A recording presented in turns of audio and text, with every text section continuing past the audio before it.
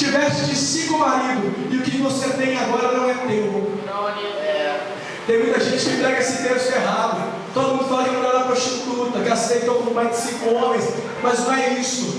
Naquela época tinha uma lei que chamava a lei do levirato, ou levirato, se não me engano. Como que funcionava? Se uma mulher casasse com um homem da família, como naquela época se pagava dote alto, muito dinheiro, ela tinha que gerar fruto, ela tinha que dar uma alegria para aquela família. E se ela não conseguisse conceber do primeiro marido, ela deixava o primeiro marido e casava com o irmão, e assim sucessivamente. E essa mulher, ela deu um azar tremendo de cair numa família de 5 homens. Ela se casa com o primeiro. Fica imaginando ela toda linda, vestida de noiva, casando, feliz. Mas o tempo passa e aquele marido não consegue dar para ela a alegria de ter um filho. Segundo marido, a mesma coisa. Terceiro marido, a mesma coisa. Quarto marido, a mesma coisa. Quinto marido. Essa mulher frustrada sentimentalmente, frustrada na vida, agora já não tem mais com quem ela casar nessa família, e nenhum homem dessa família conseguiu dar para ela a alegria de ser mãe, e ela comete o adultério. Ela fica com uma pessoa fora do casamento. Ela não era, ela adulterou, é diferente, ela não era uma prostituta, e ela estava lá humilhada. Essa mulher não podia andar pela cidade, que se ela andasse ela era apedrejada, porque naquela época quem se prostituía, quem pecava, era apedrejado. Aquela mulher, meus amados irmãos, para vocês entenderem, a cidade naquela época existia um muro em volta dela. Ela tinha que ir por fora do muro para chegar até o poço, para buscar água. Ela tinha que ir meio-dia, porque não tinha ninguém no poço, porque se tivesse alguém lá, ela era apedrejada. Aí a mulher olha para Jesus e fala: Senhor, vejo que tu és profeta. Aí ela faz, meus amados irmãos, uma pergunta que você vai procurar a Bíblia toda, e ninguém vai fazer essa pergunta para Deus e para ninguém. Ela olha para Jesus e fala para Jesus assim: Senhor, me tira uma dúvida, já que o Senhor é profeta e já que o Senhor é judeu, aonde que é o lugar que eu devo adorar? O Senhor é profeta, o Senhor já sabe que eu sou pecadora, o Senhor já sabe que eu adulterei, o Senhor já sabe que eu errei. Eu quero saber aonde que é o lugar da adoração, porque eu preciso adorar para me remir dos meus pecados. Eu preciso ficar, eu preciso me humilhar na presença de Deus. Mas se eu vou ao monte, eles vão me apedrejar aqui em Samaria, porque eu sou adúltera, porque eu adulterei, porque eu pequei. Se eu for em Jerusalém, eles não me deixam entrar no templo, porque eu sou samaritana, e samaritana não fala com judeu. Aonde, Jesus, é que eu vou adorar? Aonde, Senhor, que eu vou adorar? Eu preciso de adorar, Senhor. Eu preciso buscar a presença de Deus, porque eu pequei e eu estou arrependida. Ninguém nunca tinha perguntado isso para Deus nem para Jesus. Que a mulher subiu e falou: eu preciso de adorar. Eu nasci para adorar. Eu preciso adorar. Se eu não adorar, minha vida acaba. Aquela mulher fala assim: aleluia. Para mim não importa tomar água suja de barro. Para mim não importa andar pelos muros da cidade por fora. O que eu preciso é adorar. Eu preciso buscar a presença de Deus. E eu preciso saber, Jesus, aonde é o lugar que eu devo adorar certo. Aonde é o lugar que eu devo adorar o nome do Senhor. Samaritanos diziam que era no monte. Os judeus diziam que era no templo, porque lá estava a Arca da Aliança. Se você olhar no livro de Daniel, você vai ver que pelo pecado do povo, Nabucodonosor, o rei da Babilônia, ele invade, aleluia, Jerusalém, e ele destrói o templo todo. E nessa, aleluia, quando ele destrói o templo, a Arca da Aliança ela some. O profeta Joel, ele disse: gelei ministros do Senhor, pois eu via a glória de Deus saindo de Israel. Aleluia. Se eu não me engano, Ezequiel disse: a glória de Deus foi-se de Jerusalém. O lugar onde era a habitação do Senhor, o chamado Santo dos Santos, onde ficava a Arca da Aliança, meus amados irmãos, foi totalmente destruído. E logo após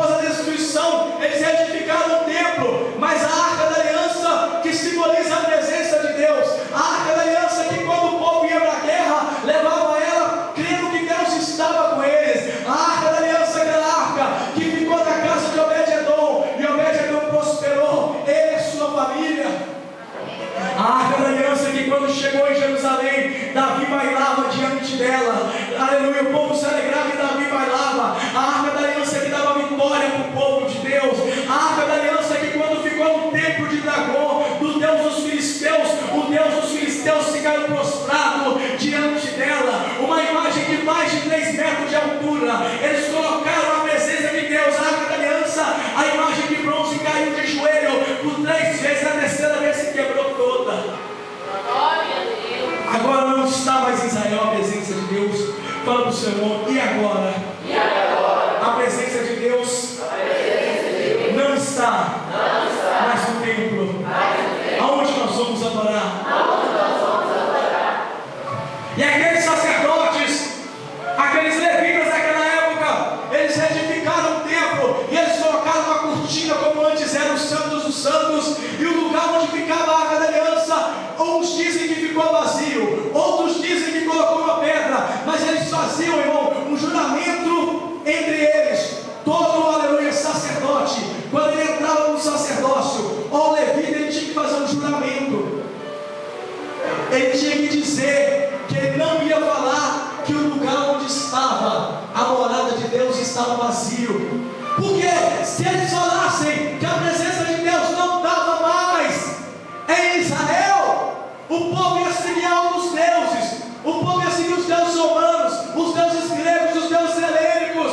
Eles não podiam falar, eles tinham que fazer um voto de não falar que o lugar onde estava a presença de Deus estava vazio. Até hoje os rabinos judeus, eles cantam um hino falando assim: aonde está a presença? Aonde está? Que não está em Jerusalém, que não está em Judá. Aonde está? Até hoje eles procuram a presença de Deus. Todo sacerdote ele tinha que falar que o lugar onde estava, e o sacerdote pegava a oferta do povo e ele entrava com a cortina, e todo mundo que estava no templo para cá dizia: olha, o sacerdote entrou na presença de Deus, olha, o levita entrou na presença de Deus. Tudo mentira, não tinha nada. Durante anos o povo sendo enganado. É tanto a verdadeira história, Joelho, que quando todo mundo crucifica Zacarias, mas quando Zacarias eles tiraram sorte e foi a hora dele entrar, aleluia, no Santo dos Santos, o anjo aparece e ele não acredita. Por quê? Porque a presença de Deus não estava mais em Israel. Fala para o seu irmão, a presença não está no templo, e agora onde está? Sacode ele no templo, e agora? Aonde nós vamos adorar o nome do Senhor? A presença, a Arca da Aliança não está mais no templo. Sacode ele. A mulher está perguntando: aonde nós vamos adorar? Aonde é o lugar da adoração? Aleluia, Simão. Presta atenção que eu vou mostrar para você onde eu quero chegar.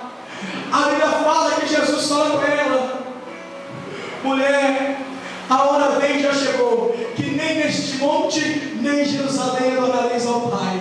Vós adorais o que não sabeis, nós adoramos o que sabemos, porque a salvação é do judeu. Mas Deus é Espírito, e Ele procura verdadeiros adoradores, que o adoram em Espírito e em verdade. Deixa eu ver se tem um adorador desse aqui nessa noite. Quem é adorador? É aqueles que adoram em Espírito e em verdade. Vamos adorar mais aqui nessa noite.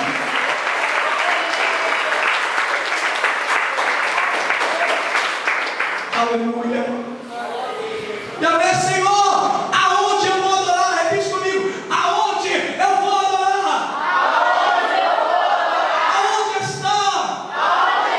A presença de Deus. Levanta essa mão e eu vou profetizar na tua vida. A Bíblia fala, meus amados irmãos, que Jesus ele morre na cruz do Calvário. E quando ele morre, o véu do templo se rasga, a cortina se rasga. Aleluia. E todo mundo que estava no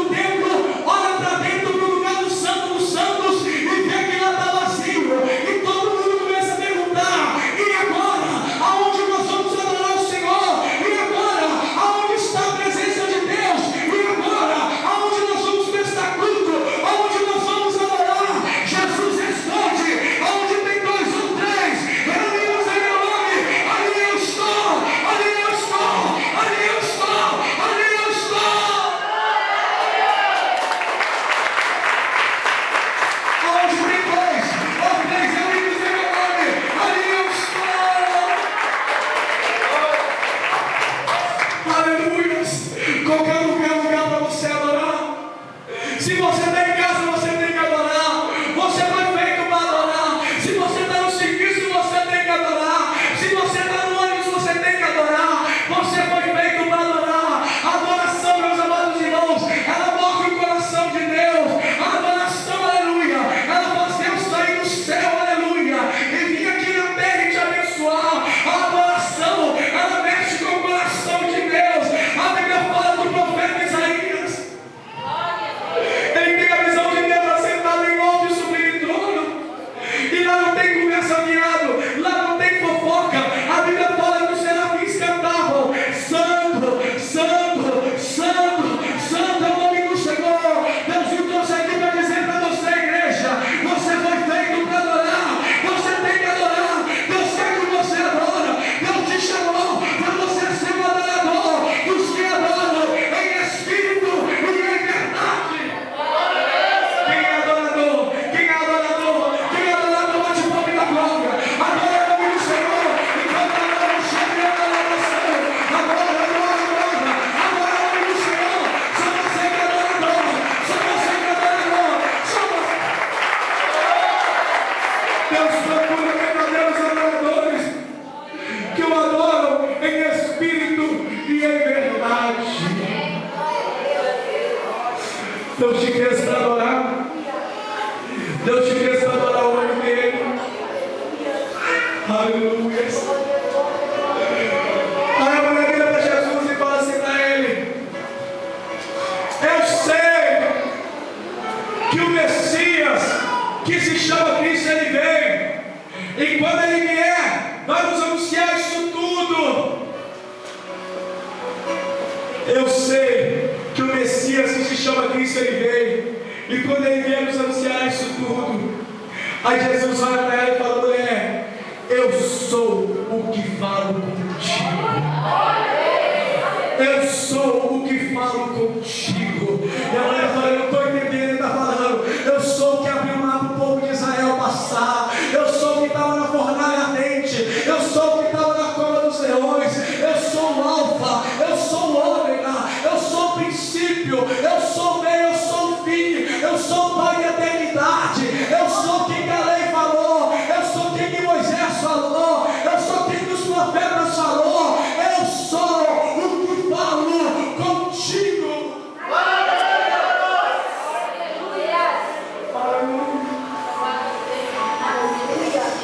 A Bíblia fala, meus amados irmãos, que a mulher que estava com aquele cântaro, com aquela água suja de barro, aquele cântaro simbolizava a humilhação dela.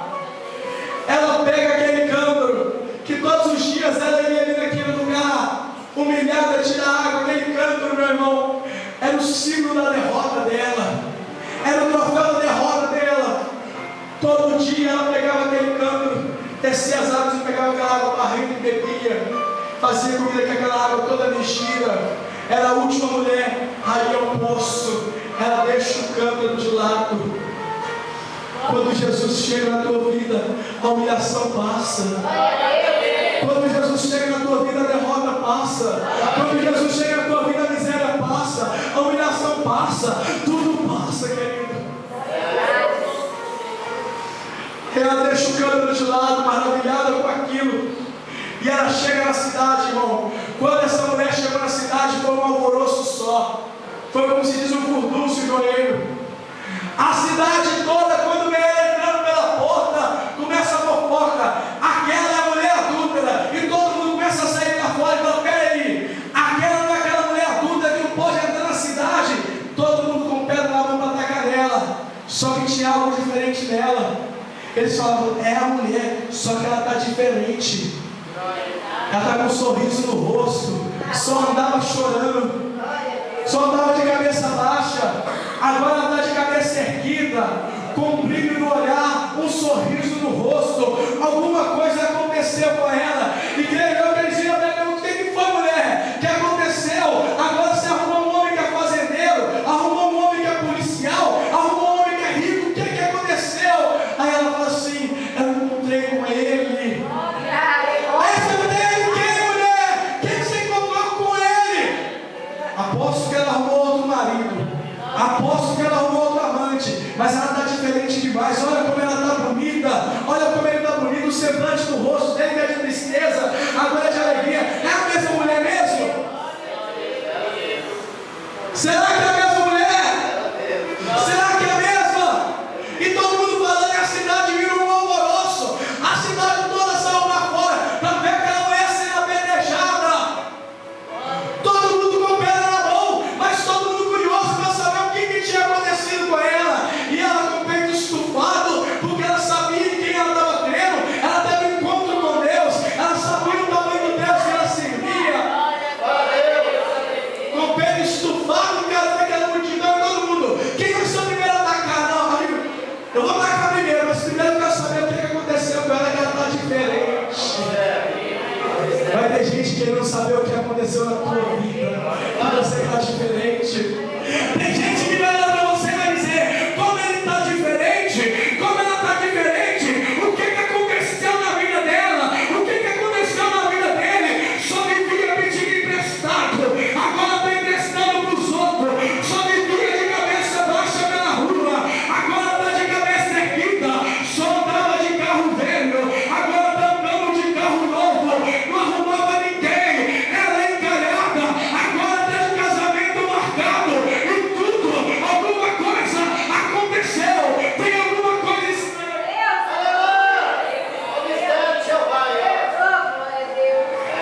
A cidade toda como com ela na mão, só esperando o primeiro atacar para acabar com a mulher.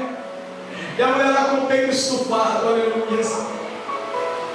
E todo mundo impaciente com ela, e ela sem palavras. Com quem que você encontrou a mulher, eu não sei. Eu só sei que quando eu encontrei com ele, minha perna começou a tremer. Ele começou a falar e ele me deu uma água. Que água, mulher? Uma água que jorra para a vida eterna. Uma água viva, uma água diferente que eu nunca tinha bebido antes. A minha perna começou a tremer, o meu coração pulsar. Eu comecei a falar em outras línguas, o meu olho encheu de água. Naquele momento eu senti que o pecado saiu de mim. Eu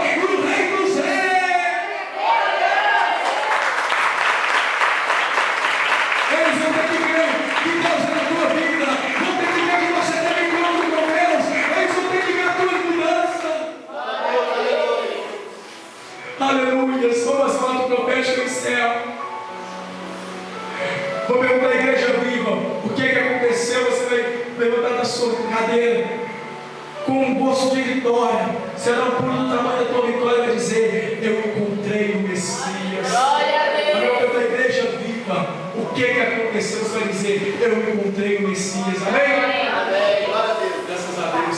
Igreja viva. Glória a Deus. Igreja viva! Igreja cheia do Espírito Santo! O que aconteceu? O que aconteceu? O que aconteceu? Graças a Deus, vamos pegar o salário. Glória a Deus, aleluia. Vamos